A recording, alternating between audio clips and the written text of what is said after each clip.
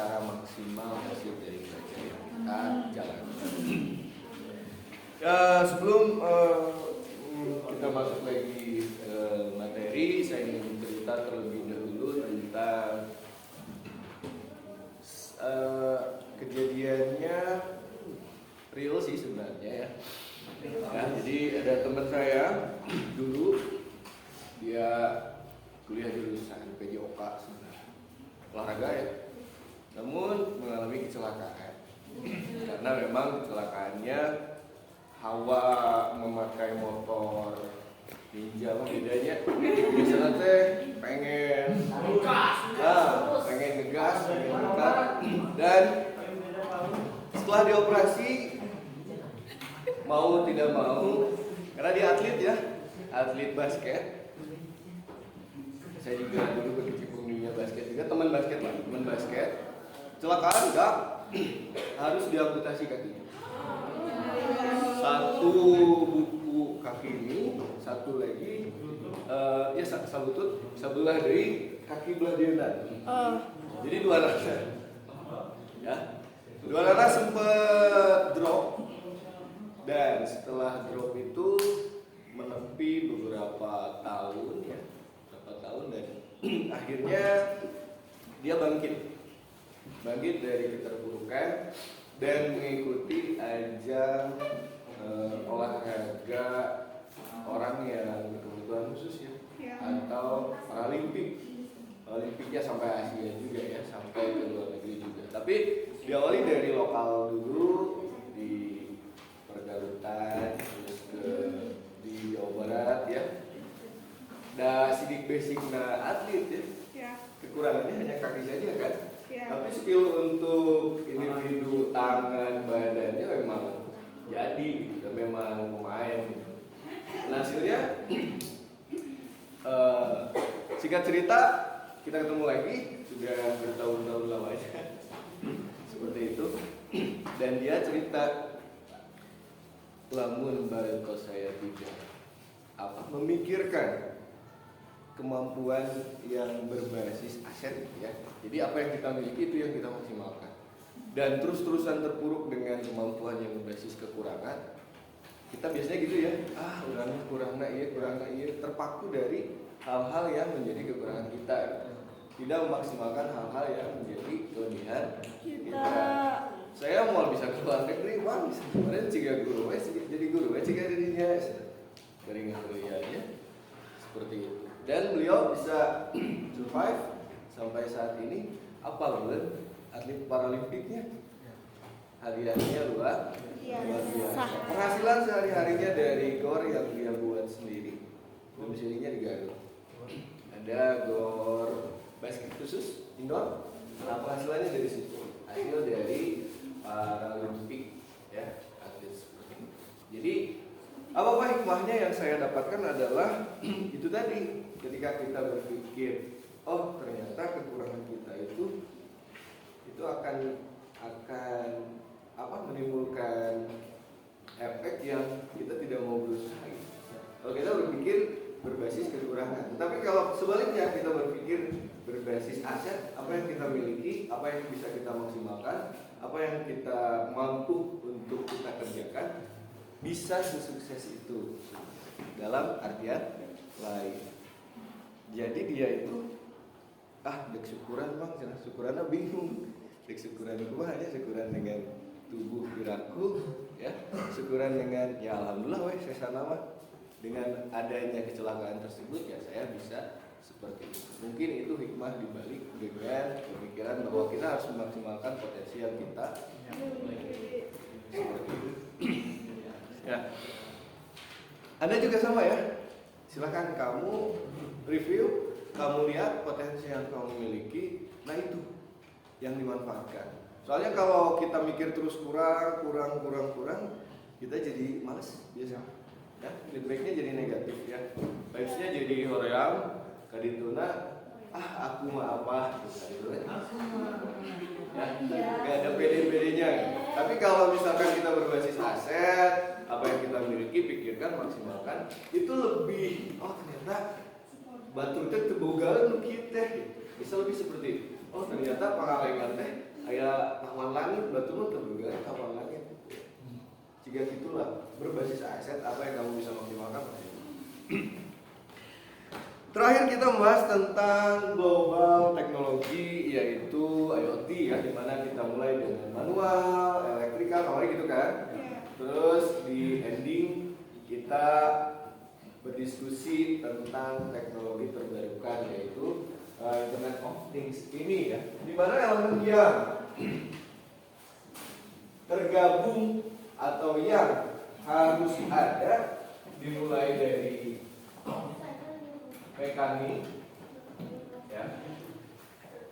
Nah, ini pusat chipsnya kita sebut sebagai mikrokontroller ini dibagi menjadi 3, ada CPU di sini, kontrol unitnya. Di sini untuk device peripheral integrated ya, PI. Jadi buat kita connecting ke sensor, dan sensor ini kita connecting ke mekanik. Sebelahnya ada WiFi dan di sini ada data centernya. Ya, WiFi-nya ini ada cache namanya. Cache itu memori sementara. Kamu sering pakai handphone? Ada cache-nya? Ada. Nah, cache itu adalah RAM yang ada di prosesor. Ya, penyimpanan seneng? Ada. RAM itu ya, contohnya memori. Ada cache-nya untuk menyimpan program sementara. Untuk program yang lebih banyak, kita integrasikan dengan WiFi dan kita sewa server. Kita cari server gratisan yang bisa kita taruh aplikasi di sana. Ya. Setelah adanya server dan WiFi dan ini connect ke mekanik, ini baru kita bisa kondisikan atau konekkan atau kita remote menggunakan device apa saja sih yang penting terhubung ke internet. Sampel ada handphone seperti itu. Oke. Caranya seperti itu sudah. Ya. Contohan Pak, siap. Saya kasih contoh lampu lampu itu kok bosan. Sensor suhu lah, apa ya? Kebakaran.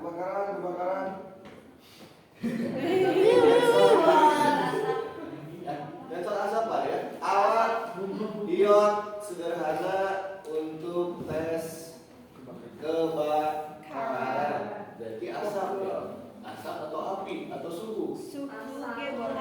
Asap bisa, suhu bisa. Kadang ada api, ada asap kan? Ada. Lebih ke suhu ya? Iya, suhu. Suhu panas kan? Ya. Nah, berarti kalau asap itu biasanya untuk bagus. Bisa juga ya? Bisa juga. Nah, kamu mau pilih mana? Asap apa suhu? Suhu. Dengan sensor suhu. Ya.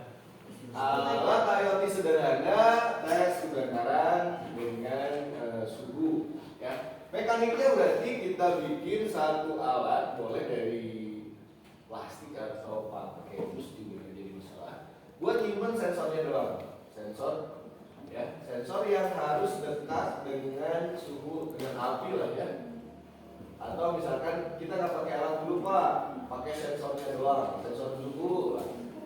Bentuknya bulat, ya, sensor suhu misalkan. Atau misalkan pakai alat Pak, di kadurupnya betina plastik mungkin, tina besi, aluminium kotak buat kita taruh sensor suhu. Nah, aluminium nggak tahan panas sebenarnya. Besi. Jadi materialnya juga harus dipikirkan ya. Materialnya besi bisa buat taruh si sensor suhunya. Ini mekaniknya. Mekaniknya terserah. Kamu mau bikin gaya pasagi, panjang, bulat, ditaruh di mana, ya. Mekaniknya terserah, sesuaikan dengan yang satu user interface, yang kedua dengan desain yang kamu pengen. Nah, si sensor ini pakai kabel kan, kabel ke device sensornya di sini. Ada bentuk relay, ada bentuk jumper, ada bentuk slot, soket, ada itu. Ya. So sesuaikan saja. Nah, itu terintegrasi di sini. Mekaniknya dibikin, sensornya diintegrasikan ke si microcontroller. Datanya kita isi dengan satu coding program. Naon pas software teh perangkat lunak. Perangkat lunak teh kumaha anu hariku? Bisa jadi. Anu moy 3 tahu. Perangkat lunak itu adalah sederhananya instruksi atau kumpulan himpunan dari instruksi yang saling berhubungan membentuk sebuah sistem. Bentuknya teks, ya, bentuknya coding yang bisa dilihat software tersebut kalau sudah diinstalkan ke hardware. Ya, kayak inilah. Ini HP tanpa adanya OS software ini tidak bisa kita hidupkan. Ya, hanya hardware-nya aja kan. Ada LCD, dalemannya ada prosesornya, casingnya.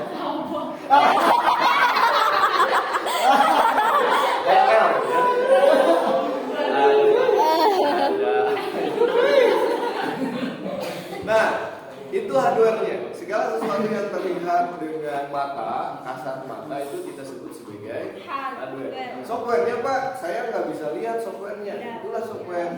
Ketika sudah diinstalkan, baru kita bisa lihat isinya. Ya, makanya software itu banyak jenisnya. Ada sistem operasi atau operating system yang software pertama kali untuk menghidupkan hardware. Contohnya Android. Nah, itu OS ya untuk handphone. iOS. Ada lagi? Banyak. Jenisnya ya. Nah, itu. Baru si codingnya kita buat. Codingnya bla bla bla bla dengan instruksi atau algoritmanya bahwa ketika suhu di atas berapa? Lebih besar di atas 23 kalau suhu manusia berapa derajat suhu manusia yang sedang tidak hareng? Sedang tidak hareng. 50 ya? 50 panas kan? Atau 50 40 derajat Celcius. Maka akan ada notif, ya. Maka akan ada Notif. ke handphonenya. Atau misalkan jika suhu 40% maka 1, jika lebih kecil dari 40 derajat maka kosong. Ya, jadi lumia nyala, motornya nyala. Instruksinya ada. Nanti kalau kamu sudah bikin proyek yang lebih detail lagi, software yang diisi juga instruksinya lebih luas lagi ya. Kita ambil sampel itu saja. Jika lebih dari 40, si mekanik dan si sensor ini mendeteksi bahwa di ruangan tersebut lebih dari 40 derajat Celcius, maka dia akan menilai 1. Nah, jika tidak, maka dia menilai 0. Nah, 1 ini nanti diinterpretasikan sebagai notifikasi bebas ya. Notifnya mau bentuk suara, mau bentuk nyung-nyung, atau misalkan kembali lagi ke mekanik lagi. Kurungkeun cai. Nah, bisa lah seperti itu ya.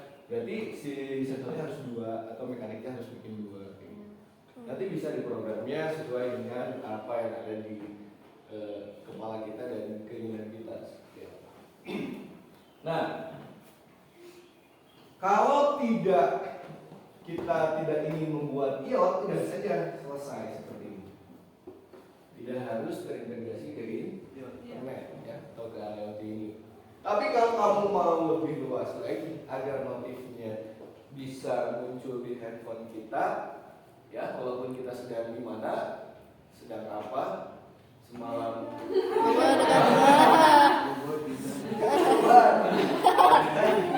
di notif di handphonenya, ninu kebakaran seperti itu ya.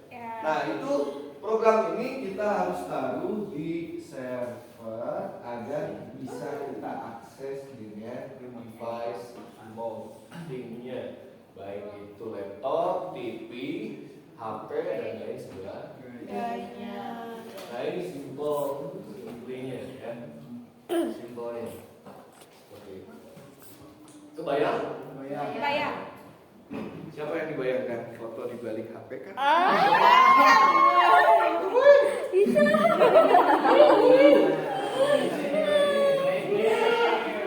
Tapi bagus ya. Itu jadi bahan inspirasi. Misalkan di sininya di handphonenya ada fotonya. Serius. Jadi Foto ayam. Kalau mau chat sembarangan, kita lihat.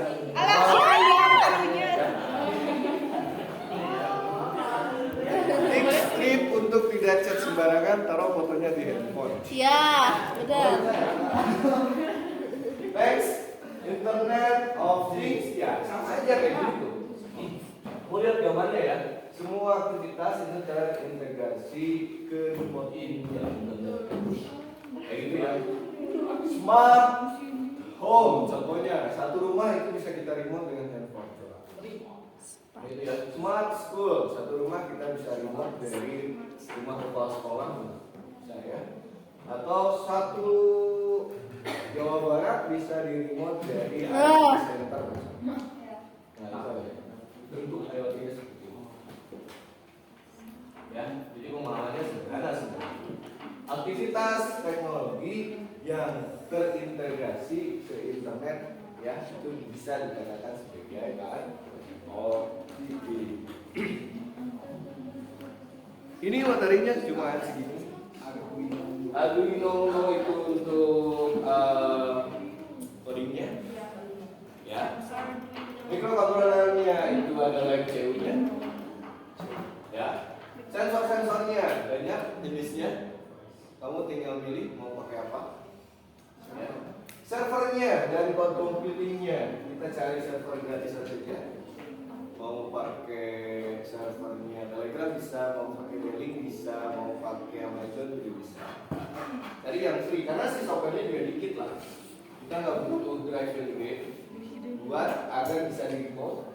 Dan terakhir adalah saya tambahkan.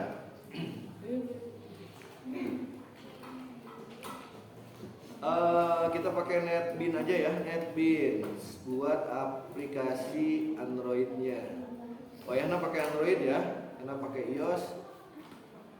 Tidak ada apa bahasa pemrogramannya closed source. Buat bikin remoting dari apps-nya, ya, bikin tombol lah, bikin aplikasi Android yang kita install, bikin tombol doang nyala atau tidak nyala, atau bikin notif doang bunyi atau tidak bunyi. Hanya sesederhana itu saja dulu. Itu basicnya. Ya. Kalau kamu mau lebih bagus lagi ya desain UI UX-nya didesain dulu, ya aplikasi Android didesain dulu, terus aktivitas ininya ditambahkan. Kalau mau lebih bagus lagi. Tapi untuk sekedar belajar cukup basicnya kayak gitu. Ada video controlnya, ada microcontrollernya, ada sensornya, ada server, ada cloud computingnya. Kita belajar networking sedikit ya mengenai jaringan komputer, ada tentang IP dan lain sebagainya. Ini bahasa pemrograman untuk bikin aplikasi Android dan video. Ya. Di mana Pak bikinnya ya? Kita pakai PC saja lah. Nanti kita pakai laptop atau pakai PC lab. Nanti kita kondisikan saja.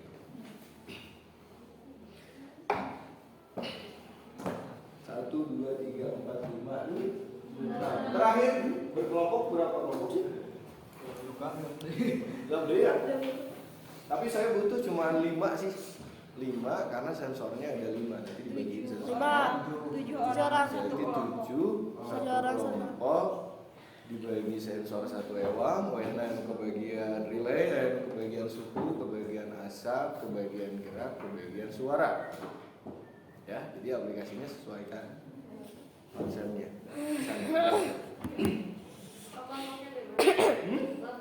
Kelompoknya mau ditentuin atau bebas?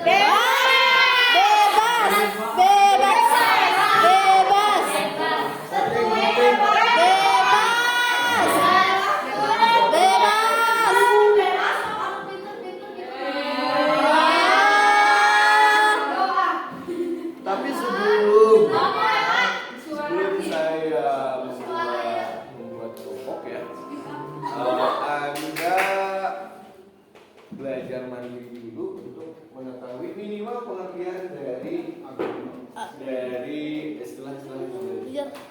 Kejar. Arduino apa, microcontroller apa, server apa, server apa, NetBeans apa, ya minimal pengertiannya sah. Saya nanti mikir dulu lah untuk bikin Pak. kelompoknya. Pak. Bapak.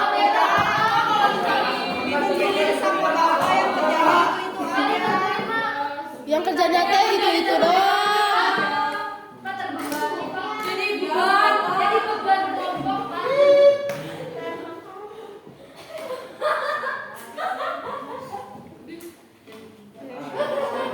Oke, untuk kelompok saya sudah timbang-timbang, ya oke lah. Kita share untuk lebih free dan bebas saja. Minimal ada 7 orang, ya. Storkan kelompoknya ke saya hari ini atau besok atau minggu depan juga tidak masalah. Nama-namanya ya. Jadi jangan takut, kita main.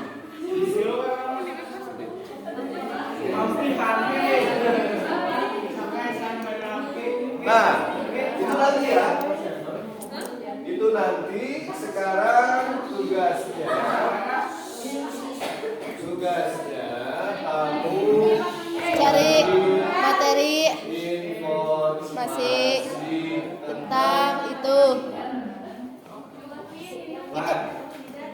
Tugas itu. Ya, Pak. Mau disajikan lewat tulisan buku silakan. Mau disajikan lewat poster dengan menggunakan Canva juga silakan. Mau disajikan lewat Tulis aja. gambar juga, grafis juga silakan. Bebas. Iya, lebar konsol. Informasi rangkuman tentang Pak Arduino teh naon, microcontroller teh naon, Ya. mau bikin PPT? Ya, boleh. Mau dibikin PPT boleh, silakan. Saya bebaskan hasilnya. Mau ditulis sederhana di kertas juga nih. Mandiri kan Pak? Ya. Mandiri ini. Ini tugas Dere. supaya nanti ketika kamu berkelompok tidak hahaha naon sih. Ya. Ya. Dan pengertiannya saja. Sekali lagi. Tugas itu kamu cari definisinya saja atau informasi tentang istilah-istilah di sana. Hasilnya mau ditulis di buku. Silahkan. Ya. Kalau nulis orang yang tulis itu ada pinjaman tulis diketik ke dina Canva misalkan di online bikin dina Canva ya kan infografis ya. So silahkan. Pak, ini di fituna dina drive. Oke, kalau Bapak buka hasilnya, ya. Pak, saya pengennya dilisankan, oke. Tinggal dan lisankan, didiskusikan, ya. Boleh. Itu pilihan hasil dari tugas. Ya. Ya. Paham? Paham. Oke, bagus. Kalau paham, Mbak.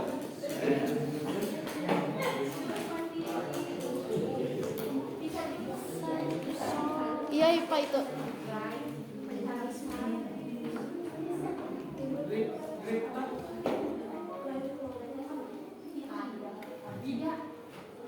Seperti biasa ya. Dispen, Farhan, Amel, Ambil Rizka. Ska. Siapa mengharap sekolahnya? Baru Udah minggu ayu Boleh. Pokoknya kamu informasi sesuai dengan pengalaman kamu. Ya. sudah menghitung Gimana sih diri. kok, Pak? Arduino software. Gitu aja kalau kamu sudah paham ya jadi masalah. Saya juga paham tadi. Lebih bagus lagi bahasa sendiri ya. Hari Amel. dispen. Dispen. Hari ayat. Tadi ada, oke lah.